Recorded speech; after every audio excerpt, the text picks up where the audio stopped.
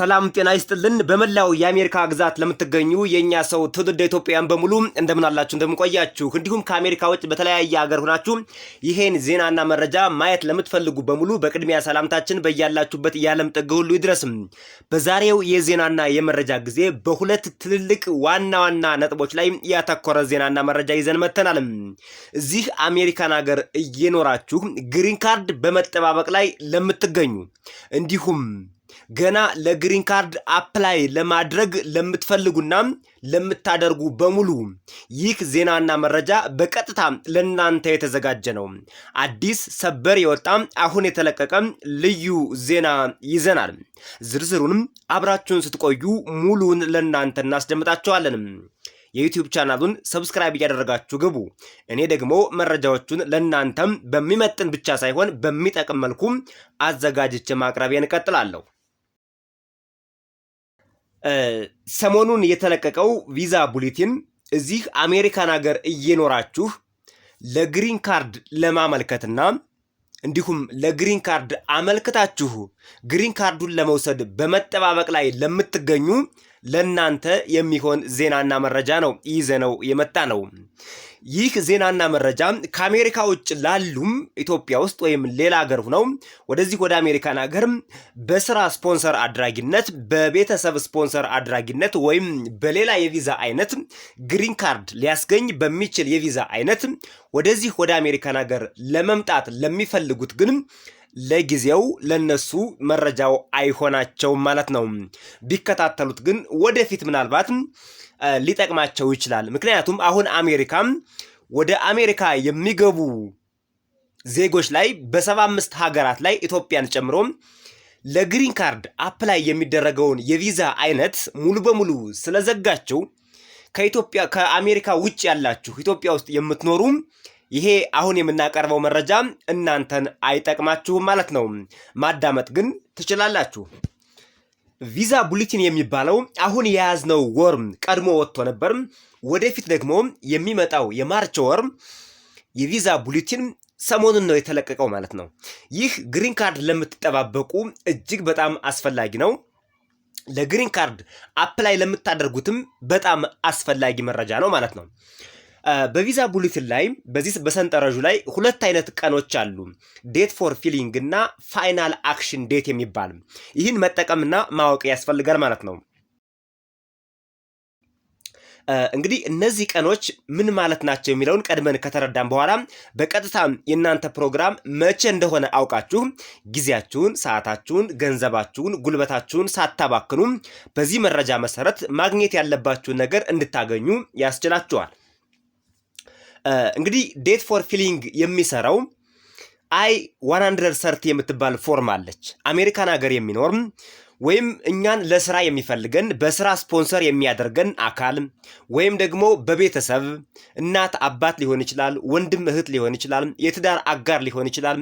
ብቻ በሆነ በቤተሰብ ስፖንሰር አድራጊነት እኛን ወደ አሜሪካን ሀገር ወደዚህ ሊያመጣን የሚፈልግ ብቻ ሳይሆን እዚህ አሜሪካን ሀገር በሆነ ምክንያት ገብተን በቲፒኤስ፣ በአሳይለም፣ በሪፊውጂ፣ በዌልካም ኮርስ በብዙ አይነት ነገሮች እዚህ አሜሪካን ሀገር ገብተን አጀስትመንት ኦፍ ስታተስ ጠይቀን እኛን ስፖንሰር የሚያደርጉን አካላት ለመጀመሪያ ጊዜ አፕላይ ሲያደርጉ ወደ ኢሚግሬሽን መስሪያ ቤት የሚሞሏት I-130 ትባላለች ፎርሟ ማለት ነው።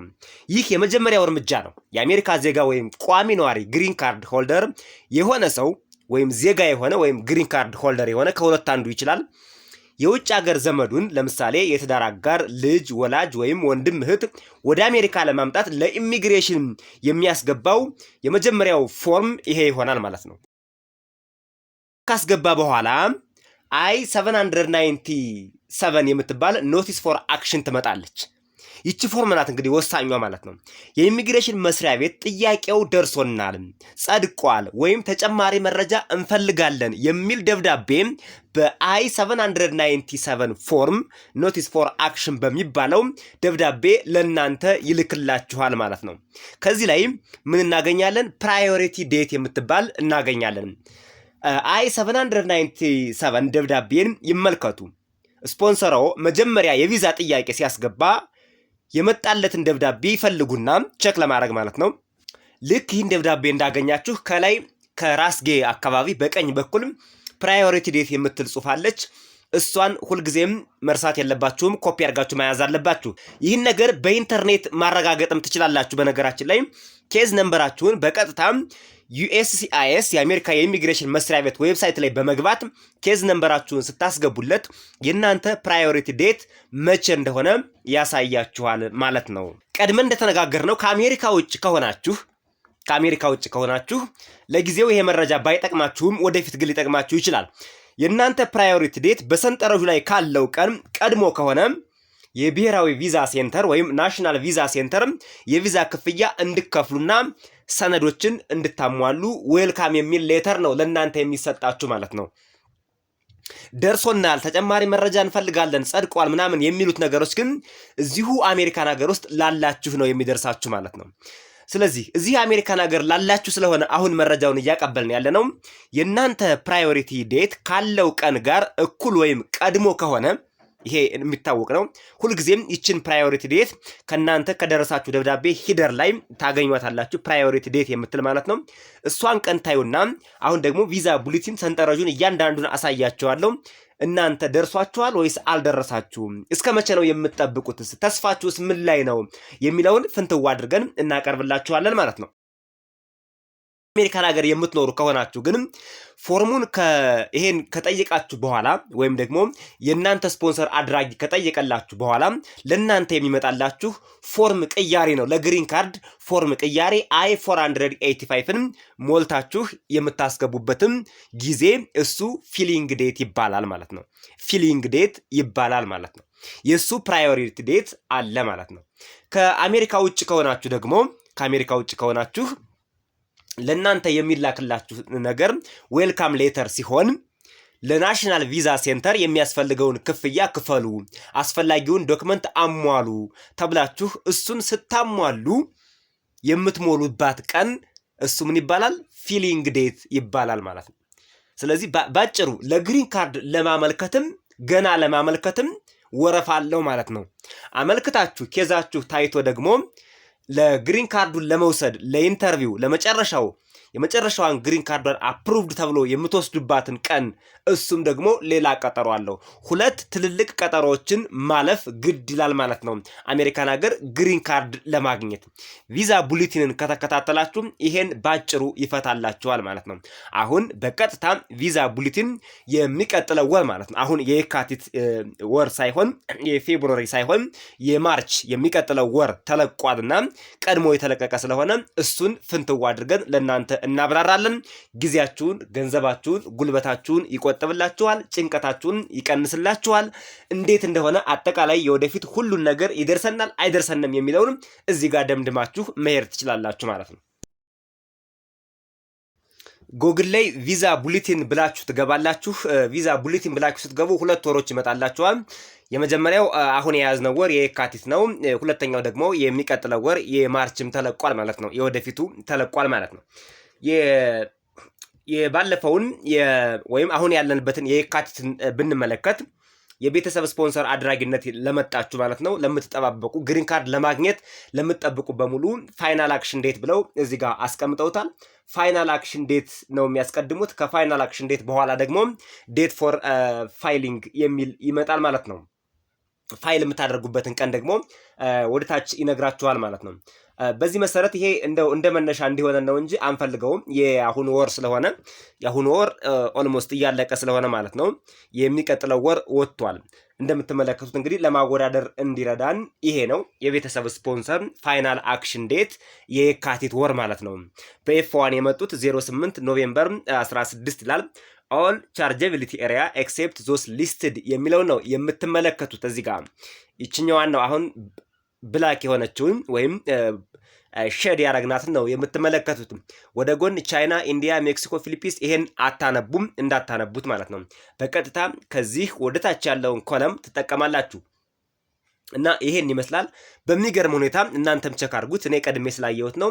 ምንም አይነት ለውጥ የለውም። በቤተሰብ ስፖንሰር የምትመጡ ትንሽ ነገሮች ጥሩ አይደለም። የቪዛ ቡሌቲኑ እየሄደ አይደለም፣ እየተሰራ አይደለም ማለት ነው።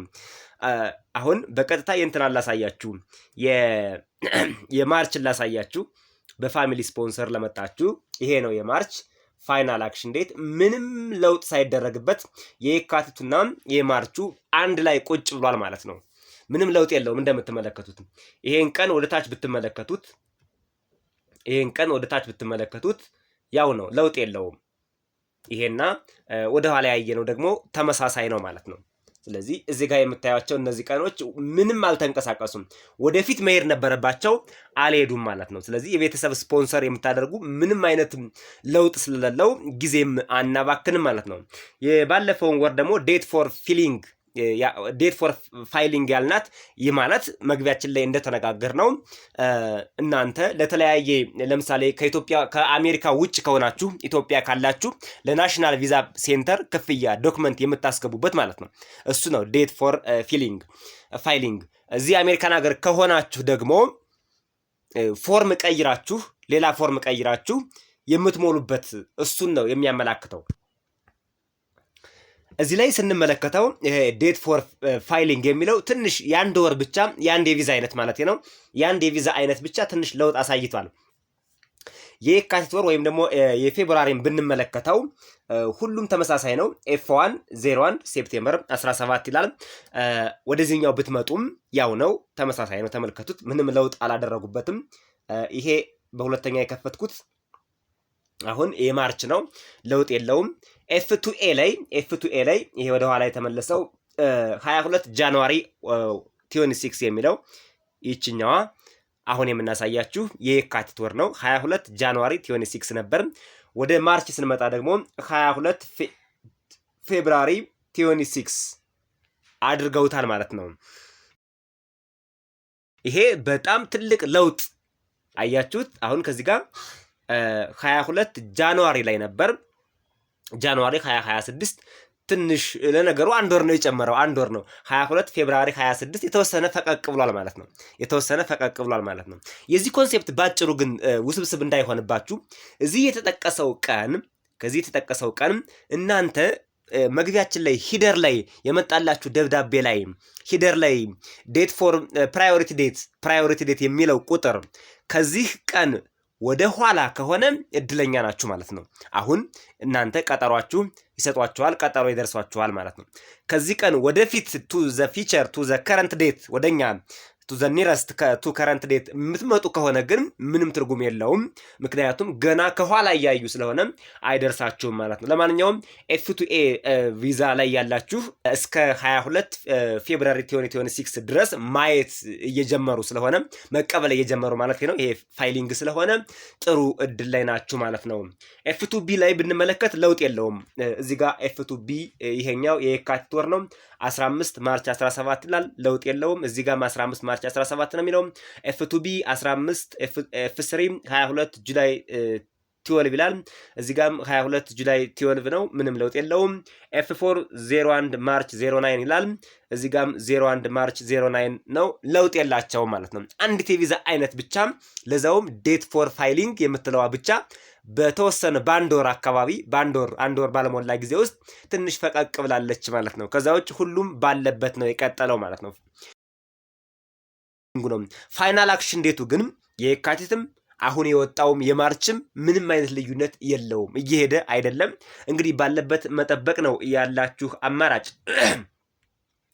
ወደ ፋሚሊ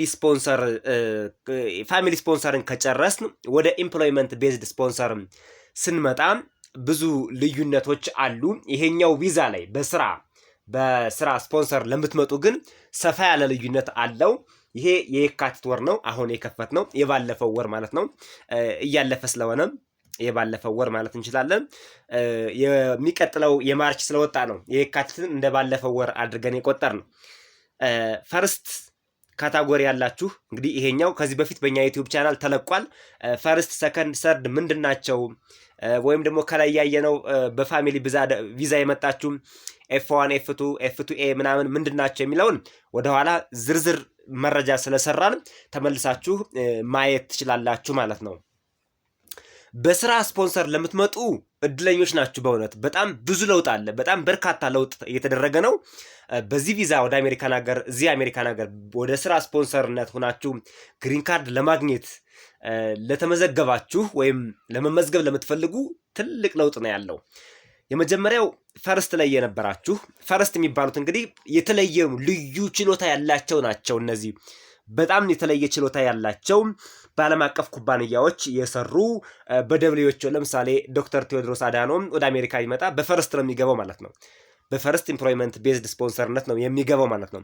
ሰከንድ የሚባሉ ደግሞ የተማሩ ፕሮፌሽናልስ ሪሰርቸርስ ይላቸዋል። ሰርድ የሚባሉት ደግሞ ዲግሪ ያላቸው እና የሙያ ምስክርነት ያላቸው አዘር ወርከር የሚባሉ አሉ። ፎርዝ ሰርቴን ሪሊጂየስ ደግሞ የተወሰነ የሃይማኖት ግሩፕ እያለ ይከፋፈላቸዋል።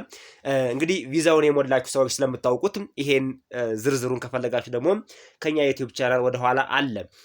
ፈርስት ላይ ያላችሁ እዚች ፈርስት ላይ ያላችሁ የካቲት ወር ላይ ሲ ነበራችሁ፣ ከረንት ነው። አሁንም ልዩነት የለውም፣ ከረንት ናችሁ። ወደ አሁንም ከረንት ናችሁ። ይሄው እዚህ ጋር እንደምትመለከቱት ይሄ የማርች ነው አሁን የከፈትኩት። ማርች ላይም ከረንት ናችሁ። ሲ ካያችሁ ምን ማለት ነው? ወረፋ የለውም ማለት ነው። ወረፋ የለውም። ኢሚዲየትሊ ለቃለ መጠየቅ ቀጠሮ ያደርጓቸዋል። ግሪን ካርዳችሁን ቀጠሮ ሰጥተው መውሰድ ነው። ወረፋ የለም፣ ባክሎግ የለም፣ ወደኋላ የሚስተናገድ ሰው የለም ማለት ነው። እናንተ በጣም እድለኞች ናችሁ ሲ። ምክንያቱም እነዚህ ሰዎችም በጣም ውስን ስለሆኑ በጣም የረቀቀ ሙያ ያላቸው ልዩ ችሎታ በጣም በዓለም አቀፍ ደረጃ የተለየ ችሎታ ያላቸው ስለሆኑ ቁጥራቸውም አናሳ ስለሆነ አሜሪካ ብዙ ለዚህ ወረፋ የለውም ብላ አዘጋጅታለች ማለት ነው። ሰከንድ ላይ ላላችሁ ይሄ የካቲት ነው አሁን የከፈትኩት። እዚህ ጋር የምትመለከቱት የካቲት ነው። 01 አፕሪል 2024 እስከዚህ ድረስ ያለውን ነው ገና እያዩ ያሉት። ስለዚህ ኤፕሪል አለ፣ ዘን ከኤፕሪል በኋላ አይ ቲንክ ሜይ አለ፣ ጁን፣ ጁላይ፣ አውገስት፣ ሴፕቴምበር፣ ኖቬምበር፣ ዲሴምበር ይሄ ሁሉ ገና ነው ማለት ነው። እዛ 2025 ይገባል በሙሉ የአንድ ዓመት 2026 አሁን እየጀመርነው ነው። የዚህ ሁሉ ዓመት አሁን አይደርሳችሁም፣ መጠበቅ ነው ማለት ነው። መጠበቅ ነው። በዚህ ወር እናንተ አይታሰብም። እስከ መቼ ነው እየሰሩ ያሉት? ኤፕሪል 2024 ድረስ ያለውን ወደኋላ እያስተናገዱ ነው ገና ማለት ነው። ስለዚህ እናንተ ፕራዮሪቲ ዴታችሁን ታውቃላችሁ። እሷን ይዛችሁ እዚህ ጋር ማወዳደር ነው። በጣም ቀላል ነው። በነገራችን ላይ ውስብስብ የሆነባቸው የሚያስቸግራቸው ስላሉ ነው። ሰርድ ምድብ ላይ ላላችሁ አሁን ይሄን የአሁኑን ወር እንመልከተው። ትልቅ ልዩነት አለው። የማርች ማለት ነው 15 ኦክቶበር 2024 ድረስ ተጉዟል። የት ላይ ነበር? 01 ኤፕሪል 2024 ነበር። ስለዚህ ኤፕሪል አለ አይ ቲንክ ከኤፕሪል በኋላ ሜይ፣ ጁን፣ ጁላይ፣ አውገስት የት ላይ ነው ያረፈው? ኦክቶበር፣ ሴፕቴምበር፣ ኦክቶበር። ጥሩ ነው። ለ6 ወር ያክል ተጉዞላችኋል ማለት ነው። ጥሩ እንቅስቃሴ እያሳየ ነው። በዚህ ካታጎሪ ለምትመጡ ይሄ ፋይናል አክሽን ዴት ነው። ፋይናል አክሽን ዴት ነው። እየተጓዘ ነው። ጥሩ ነው። እንግዲህ በ2024 የምትጠባበቁ በ2026 ያላችሁ እየቀረባችሁ ነው። አይዟችሁ ለማለት ነው። ጥሩ እንቅስቃሴ አለው። ሰርድን ስንመለከት 01 ጁን 2023 አይ ቲንክ ጁን 01 ጁን 2023 ማለት ነው። እስከዚህ ድረስ ነው እየተመለከቱ የነበረው የካቲት ወር ላይ። አሁን ማርች ላይ የደረሰ 01 ኦክቶበር 2023 በጣም አሪፍ እንቅስቃሴ ያለው ብያቸዋለሁ። በስራ ለምትመጡ በቤተሰብ ለምትመጡ ነው ትንሽ አስቸጋሪ የሆነው። እየሄድ አይደለም፣ እየሰሩ አይደለም፣ ትተውታል። ይሄኛው አሁን የት ገባ? ከጁን ነበር አይደል? ከጁን ወደ ኦክቶበር። ጥሩ ነው። ይሄኛውም ጥሩ እንቅስቃሴ አለው ማለት ነው። አዘር ወርከር የሚባሉት 01 ሴፕቴምበር 2021 ነበሩ በየካቲት ወር። እዚች ጋር እንደምትመለከቷት ይች ነበረች። አሁን ማርች ላይ 01 ኖቬምበር። ይሄም ጥሩ እየሄደ ነው። ጥሩ እንቅስቃሴ አለው ማለት ነው። ጥሩ እንቅስቃሴ አለው ማለት ነው። ፎርዝ 01 ጃንዋሪ 21 እስከዚህ ድረስ ነው እየተመለከቱ የነበሩት የካቲት ወር ላይ። አሁን ወደዚህኛው ስንመጣ ደግሞ ወደ ማርች 15 ጁላይ 21 ትንሽ ይሄም የተወሰነ እንቅስቃሴ ያለው ከጠር ወደ ጁላይ ወደ ሐምሌ ሂዷል ማለት ነው። ትንሽ እንቅስቃሴ አለው። ሰርቴን ሪሊጂየስ ወርከር፣ ይሄ ሰርቴን ሪሊጂየስ ወርከር የሚባሉት ምንድነው መሰላችሁ? አሜሪካን ሀገር ነን ሚኒስቴርስ ነው የሚላቸው። ቄስ ያልሆኑ ፓስተር ያልሆኑ አይነት ትርጓሜ ነው የሚሰጠው። እንደየ ሃይማኖቱም የራሱ ትርጓሜ ሊኖረው ይችላል። አሜሪካን ሀገር መጥተው በተለያየ አገልግሎት እየተሳተፉ ይቆዩና ከቆዩ በኋላ እንደገና ተመልሰው ደግሞ ለግሪን ካርድ የምታበቃ ናት። ይቺ ሰርቴን ሪሊጂየስ ወርከር በጣም የምትገርም የቪዛ አይነት ናት። በነገራችን ላይ ከዚህ በፊት የዚህ አይነት የቪዛ ተጠቃሚዎች ምንድነው የሚደረገው? አሜሪካን ሀገር ከገቡ በኋላ የሆነ 5 ዓመት መሰለኝ 5 ዓመት አገልግለው ተመልሰው ወደ ሀገራቸው ይሄዱና እንደገና ወጥተው እንዲገቡ ግሪን ካርድ ለማግኘት ማለት ነው ይደረግ ነበር። አሁን እሱ ቀርቷል። እዚሁ አሜሪካን ሀገር ሆነው 5 ዓመት ሲሞላቸው አጀስትመንት ኦፍ ስታተስ ጠይቀው የሃይማኖት አገልጋይ መሆን ይችላሉ። አሜሪካ ደግሞ የሃይማኖት አገልጋዮች እጥረት ገጥሞኛል፣ በተለይ በቸርቾች አካባቢ ገጥሞኛል እያለች ስለሆነ ይሄን ትፈልገዋለች እና የካቲት ወር ላይ ዩ ነበር። ዩ የሚገርም ትርጉም ነው ያለው። ዩ ማለት ምን ማለት መሰላችሁ? አናቫይሌብል እንደማለት ነው። አናፕሊኬብል የለም ተዘግቷል እንደማለት ነው። ለምን ተዘጋ? ኮንግረስ በየጊዜው ይሄን ነገር ያጸድቀው ነበርና ስላላጸደቀው እስካሁን ያሉት የካቲት ወር ላይ ቪዛ ቡሌቲን አልወጣላቸውም ማለት ነው። ደስ በሚል ሁኔታ ማርች ላይ ግን በዚህ ደረጃ ወጥቶላቸዋል ማለት ነው። ትንሽ ቀኑ ወደ ኋላ ነው፣ ገና እየሄድ አይደለም። 15 ጁላይ 2021 እዚህ ድረስ ያላችሁ ይታይላቸዋል። ተዘግቶ የነበረ ቪዛ ተመልሷል ማለት ነው። ይሄ አንድ ትልቅ ለውጥ ነው። ፊፍዝ ላይ ያላችሁ ከረንት ናችሁ። አሁንም ከረንት ሆኖ ይቀጥላል። ከዚህ በታች ከረንት ነው የሚሆነው። ሁሉም ከረንት ነው እንደምትመለከቱት። ፊፍዝ ብዙ አይነት አለ። C5 T5 I5 R5 NU RU የሚባሉ አሉ። ፊፍዝ ሴት አሳይድ የሚባሉ ለገጠር ስራ ለእርሻ ስራ የሚፈለጉ ናቸው። ፊፍዝ ሴት አሳይድ ሃይ አንኤምፕሎይመንት ኢንክሉዲንግ NH እና RH የሚባሉም አሉ። ፊፍዝ ሴት አሳይድ እነዚህ በሙሉ በዚህ ቪዛ አሜሪካን ሀገር መምጣት ለምትፈልጉ እንኳን ደስ አላችሁ። አሁንም ከረንት ናችሁ። ይኸው እዚህ ጋም ማርች ላይም ከረንት ናችሁ ማለት ነው። ከረንት ናችሁ ማለት ነው። እስካሁን ያየነው ፋይናል አክሽን ዴት ነው።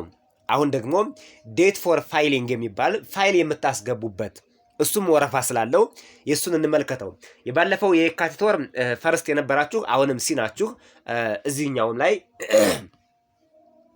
ሲ ነው የምትሆኑት ማለት ነው። እዚህኛው ላይ ሲ ናችሁ። ሰከንድ ላይ ዴት ፎር ፊሊንግ ነው እያየን የምንገኘው። ከዚህ በፊት ማመልከቻ ወይም ዶክመንት ማመልከቻ ሳይሆን ዶክመንት ለማስገባት ወይም መረጃ ወይም ክፍያ ለመክፈል ሊሆን ይችላል። ለሱ ቀጠሮ የምታስይዙበት የካቲት ወር እስከ 15 ኦክቶበር 2024 ድረስ ነበር እየተመለከቱ የነበሩት ማለት ነው። ሶሪ ፎር ማይ ቮይስ ኢዝ አፌክትድ ባይ ኮመን ኮልድ። እስከዚህ ድረስ ነበር እየተመለከቱ የሚገኙት። በሚገርም ሁኔታ በጣም ሩቅ ነበር። አያችሁት? እስከዚህ ድረስ ነበር ፋይል እየተቀበሉ ያሉት ማለት ነው። አሁን ማርች ላይ ትልቅ ሰርፕራይዝ አለ። ከረንት ሆናችኋል ማለት ነው። እናንተ ወረፋ የለውም። በሰከንድ ለተመደባችሁ ወረፋው ቀርቷል። አሁኑኑ ማመልከት ነው የሚጠበቅባችሁ። ማመልከት ማለት እንግዲህ መግቢያው ላይ መረጃውን በስፋት አጋርተናችኋል። እናንተ እንግዲህ የሚጠበቅባችሁን ኢሚግሬሽን ሄዳችሁ ማስገባት ያለባችሁን ዶክመንት፣ ክፍያም ካለው ክፍያ እሱን የምታስገቡበት ቀጠሮ የለውም። ሰከንድ እጅግ በጣም ደስ የሚል ሆኗል። ሰርድ 01 ኦክቶበር 2023 ነበር ከዚህ በፊት የነበረው እዚህ እንደምትመለከቱት። አሁን ማርች ወር ላይ እስከ 15 ጃንዋሪ 2024 ድረስ ተመልክተዋል። በጣም ልዩ የሆነ ትልቅ ለውጥ ተደርጓል። ሰርድ 01 ኦክቶበር 2023 ነበር። አሁን ወደ የት መጣ? ኦኬ ሰርድን አይተነዋል። አዘር ወርከር የካቲት ላይ ስንመለከተው እስከ 01 ዲሴምበር 2021 ድረስ ብቻ ነበር ዶክመንት ማስገባት የምትችሉት። አሁን የት መጥቷል? አዘር 2022 ጁን 2022 ድረስ 22 ጁን 2022 ድረስ በሚገባ ተከፍ ብሏል ማለት ነው፣ ወይም ተንቀሳቅሷል ማለት ነው። ጥሩ እንቅስቃሴ ያለ ይሄ ፋይል ለማስገባት ነው እንደነገርናችሁ። አዘር ፎርዝ 15 ማርች 21 ላይ ነበረ። እስከሱ ድረስ ያላችሁ ነበር ፋይሊንግ ማድረግ የምትችሉት። አሁን 01 ጃንዋሪ 23 ድረስ ከፍ ብሎላችኋል። ብዙዎቻችሁን እያካተተ መጥቷል ማለት ነው። ሰርቴን ሪሊጂየስ ወርከር ከዚህ በፊት የካቲት ላይ እንደምታውቁት ዩ ነበር። አሁን እስከ 01 ጃንዋሪ 23 ድረስ ፋይል ማቅረብ ትችላላችሁ። ፕራዮሪቲ ዴታችሁ ከዚህ በፊት የሆነ ማለት ነው። እንግዲህ አሁን ካነበብኩት ቀን ወደ ኋላ ያለ እናንተ እድለኞች ናችሁ። ከዚህ ቀን ወደፊት ያለ ግን ወደፊት የሚመጣውን ወይም የሚወጣውን ቪዛ ቡሌቲን ተከታተሉ። የሌሎቹ የሁሉም ከረንት ነው። የካቲት ላይም ማርች ላይም ከረንት ነው። ሌላ ለውጥ የለውም ማለት ነው። የተከበራችሁ አድማጭ ተመልካቾቻችን ለዛሬ ለአድማጭ ተመልካቾቻችን ይጠቅማሉ፣ ይረዷቸዋል፣ ጊዜያቸውን፣ ጉልበታቸውን፣ አላስፈላጊ ጭንቀታቸውን ይቀንስላቸዋል ያለው ዜናና መረጃ ይሄ ነበር። በሌሎች ዜናዎችና መረጃዎች እስከምንገናኝ በያላችሁበት ሰላም ቆዩን።